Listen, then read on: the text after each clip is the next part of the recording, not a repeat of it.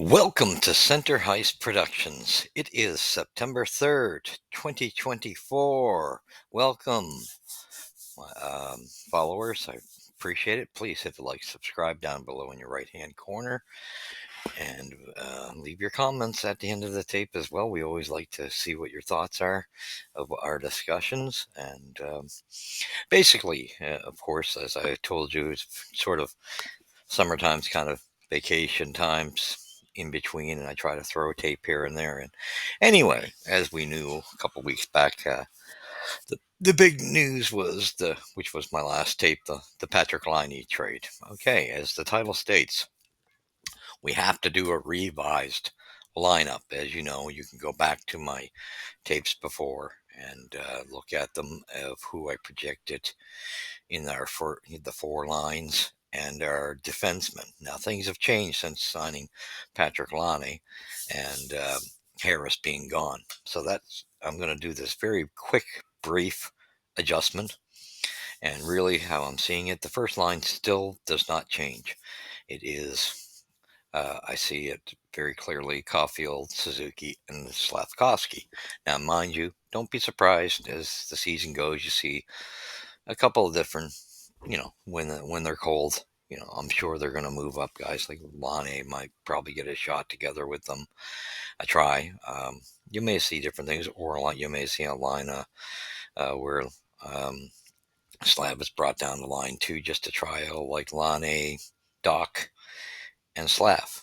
You could see something like that here and there, but as the opening night main lineups we're going with is Slav, Suzuki, and Caulfield is line one unchanged. Line two, now we got the significant change. Patrick Laine will definitely be on there with Kirby Doc. Those two seem to be pretty much set in stone. It's who comes on the left wing. And for the most part, I think you're going to see some juggling here. I still project that it will probably be Alex Newhook at the start. How that progresses, we shall see. I do think there's 2 to 3 other guys that will be rotated. Unfortunately, I do think the sad part of this is Josh Anderson you'll probably see him on line two periodically just to see what that could do with a 3 big man line. And I don't agree with that move but I'm sure they will do it to try to see if he has a bounce back season. I don't agree with it. I think he needs to start on line four and earn his way back and have to be like everybody else on the team. That's my theory. But I do bet you any money you'll see him periodically take a few shifts or night on line two, which I'm not crazy about the idea. But for the most part, it'll be Newhook on that left wing, I believe. And I do believe that you could see Waugh or Armia as well on that line. So just because I think they're at that caliber. Montreal doesn't have a lot when it comes down to the bottom 2 lines. And I think those are Mario Armia definitely showed something different. And that could be an interesting line with Laine and the Finnish connection and Armia on the wing and so strong on the puck with Doc in the middle. That could be a very interesting line. So I wouldn't be surprised you see that played with a little bit. Also, Waugh to me, if it was my choice, it's hard because I like the chemistry between Armia and Waugh that they had with Newhook down the middle of them, which I think would be a nice line three.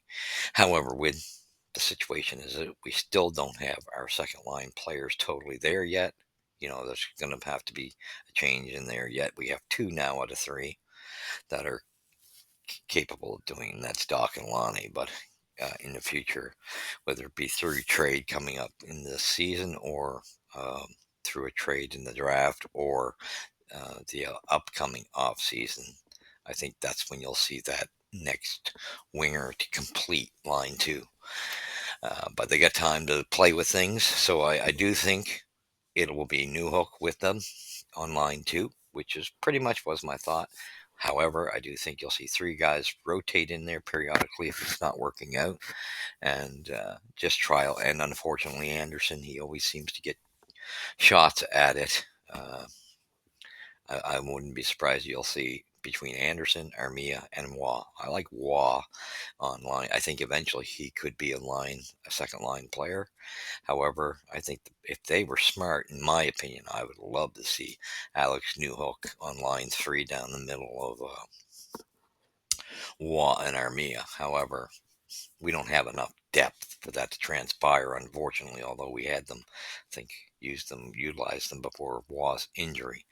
However, we don't have the depth, so you're going to see one of those guys in which Newhook seems to have the speed. Question mark is, can that line work together? And size-wise, can he stay healthy? And can Doc stay healthy? Of course. And well, that whole line would be the Band-Aid line, the medical line. Like, who can they stay healthy? That'll be an interesting one. I think there's no doubt Laine will boost up the production and make that second line a threat. It's just going to be interesting to see who's the off winger on that side. My second line is Newhook. That's just my thought of where they'll be thinking. I think remember, the other three will be rotated in there, and that would be Anderson, Waugh, and Armia. Will get rotations in there, I believe, get looks. Anyway, so then we drop down to line 3. This is where things start to get tricky. I do believe until Dvorak is traded, he'll be line 3 center. I would rather Evans. Personally, just from the way Dvorak, yes, Dvorak has the best center numbers, that's for sure, in the circle. He's just another one that's banged up all the time, injury prone. But I do think they're going to see it as trying to boost his value because he will be gone at the trade deadline. There's no doubt in my mind, if not sooner. But I think you're going to see Dvorak, Waugh on the left with Armia on the right. That's how I see line 3. Line 4, I'm sorry to say this, I love Galley, and at least Galley works. I see that as being Evans, Galley, and a rotation between Pizzetta and Josh Anderson and Barry Brule. Unless, now, that isn't, remember what I said, those kids in there, between Owen Beck, there's kids to watch that could break the lineup, and Kapanen, and Heineman, and who else is there? Florian Jacki. Those are 4 guys to watch up front, even though they should be Laval products, I think, for a year. They could apply pressure and steal a spot, force the hands. We'll see. But I do think for now, line 4 is, if you're paying attention, will be Gallagher on the right, Evans with a rotation of Pizzetta, Anderson, and Barry Brule. Now, the unfortunate part, I'm hoping that this is where Martin St. Louis, this is my only knock with him, is he has to improve in the department of treating players of equal. When you're not working, you don't deserve the special treatment, even though you're trying to boost their value, because I think, they're going to try to see if Anderson, it's got to go on their work ethic, and he doesn't have much of one, and that's why I don't think he deserves to be a permanent even on the fourth line. I think he deserves to be a rotational player. They're not going to look at it that way because he's got that contract, and I'm sure they're going to try him on the second line. He'll probably start sliding down it. I mean, I'd love to see him bounce back. I don't foresee it. I honestly don't. And I think you may see a point where, if we get fortunate enough just to wash our hands of his contract, because I don't think he's going to bounce back. That's my opinion. Might have an okay season. I just don't think it's going to be to that caliber. I think he's going to be on our fourth line at best. And I don't even know, to be honest, where Josh Anderson fits in. I just don't like what he brings to our team. He doesn't fit. So with that being said, that's your 4 lines. Now remember, I named the players that could force a hand, which would be interesting to see. So that's your four lines. Now our defense got hit as well with losing Harris, which changes things a bit too. I do not see a change in the formula from last year. I do see, as for the most part, my lineup on defense pretty much stays the same. I still see it being Matheson and Gooley. However, what I would like to see is let the veteran go to the right side. Gooley's a part of your future. Put him in a position for the left side. That's strongly believe that. I don't think they'll do it. I think you'll see Gooley on the right, which I don't agree with. I want to see some growth from this coaching staff, to tell you the truth, and that means Marty. This is where he's done a fabulous job and he can get these players to levels, but there are a couple little question marks that he has to adjust just to show maturity with his coaching capabilities.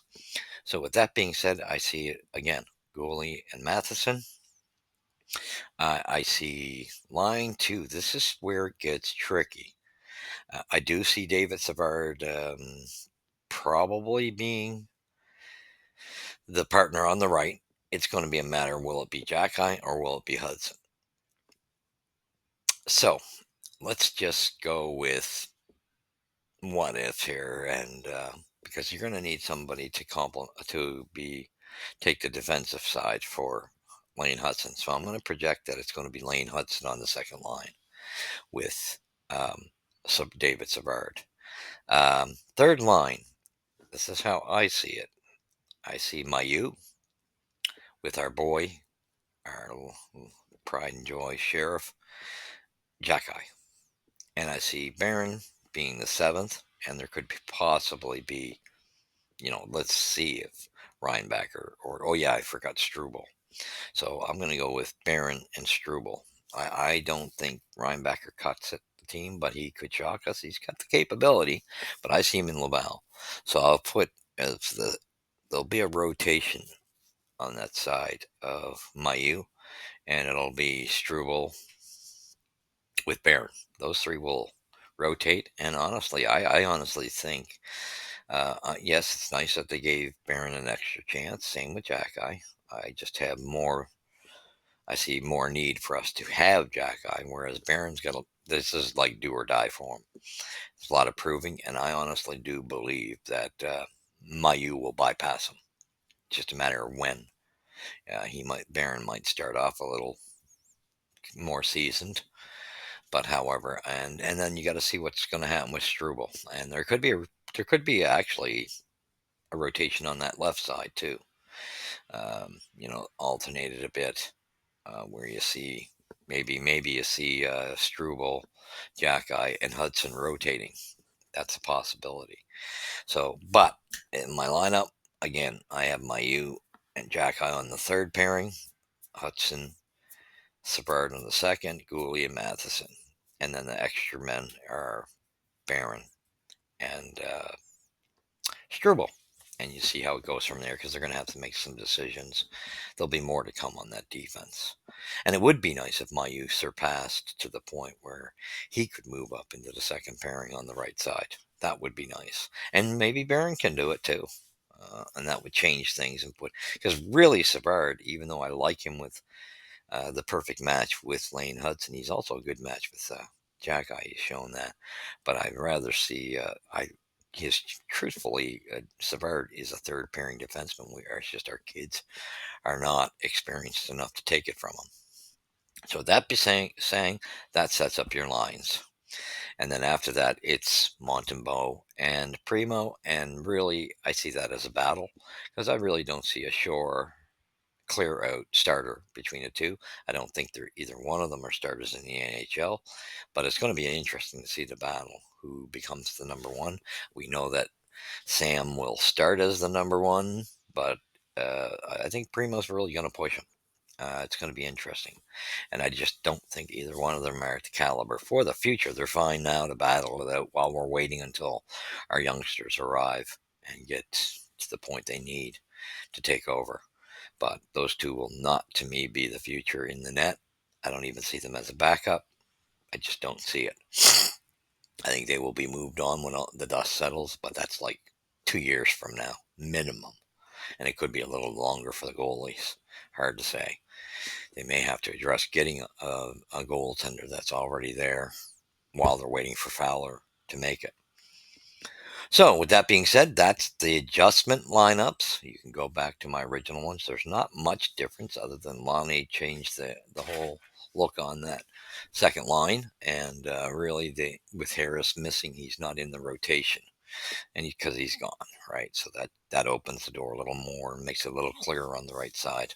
So with that being said, thank you for joining me. I'm looking forward to it as I put the NHL, the Habs preseason schedule. I think it's the 23rd. I think it was of September. We get to see preseason games. They start with Philly. It's going to be interesting. Looking forward to it. I just want to see who rises up. And there's going to be kids threatening for these spots. We haven't even talked about Enstrom and on the defense as well. These are guys that are going to be threatening. We already talked about before that I think will threaten.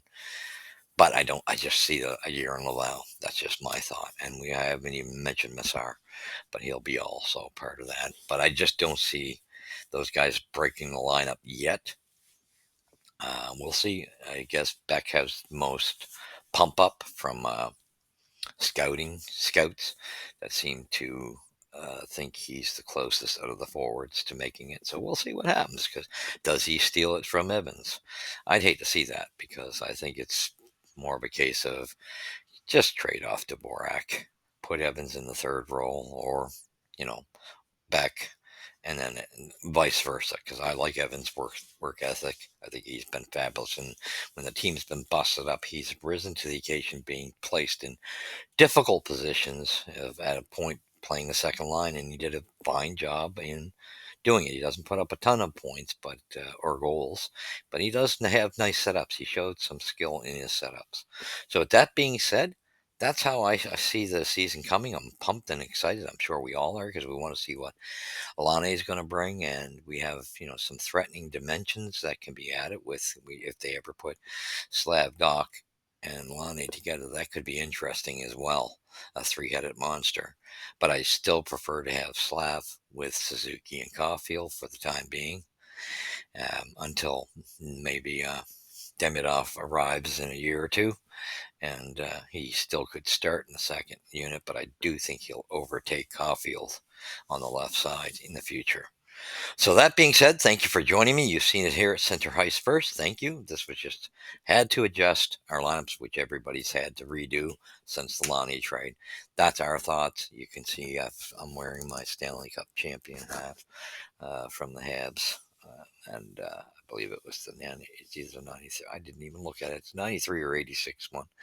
Anyway, just wanted to thank you for joining me. Leave your comments. Tell me what your thoughts are of how it's going to go. It's going to be an interesting because I'm looking forward to seeing the preseason, seeing them fight it out. And to me, the one name I'm going to mention, if he doesn't crack the lineup, he's done. And that's Heineman. Remember, you heard it here. I think this is the season he has to do it because 2 seasons ago, he would have made it if he wouldn't have got injured. But last year, he didn't grab on to his opportunity. So he's got to grab on or he's done. And you might as well move him if that's the case. But anyway, with that all being said, we're looking forward to go Habs go. And I'm looking so forward just to see how everything's going to pan out because there's going to be some changes made as trade deadline comes. We know there's going to be some bodies moved. And like I said, I do hope that Matheson is forced to play the right side this time and Gooley's left on the left because Gooley's the future. Matheson, within 2 years, 2 years' time, he won't be a part of that movement. As much as we all like him, I don't believe he'll be a part of that movement of when they're ready to win. So thank you for watching. Tell your friends and family, pass it on, hit the likes and subscribe. We build a good, strong community of straight up hockey talk, the factual information, a clean site, and no clickbait nor false rumors that I like to ride on because I don't do that like a lot of some of them do. I won't do it. And it's just, I like integrity more. So thank you for joining me. We will catch you in the next episode, which I'm sure unless something happens. I don't foresee another trade until, let the season get rolling a bit. And we'll see. But I think our big trade's done. I called it. And I think that's it for the adjustments until, maybe after preseason when some decisions are made. Thank you for joining me. Leave your comments. Keep it civil, polite, because we don't tolerate abusive language here or insultive language. We're here all mature adults. Let's respect one another, and we all are entitled to opinions. Please join me. God bless you. We'll catch you in the next episode.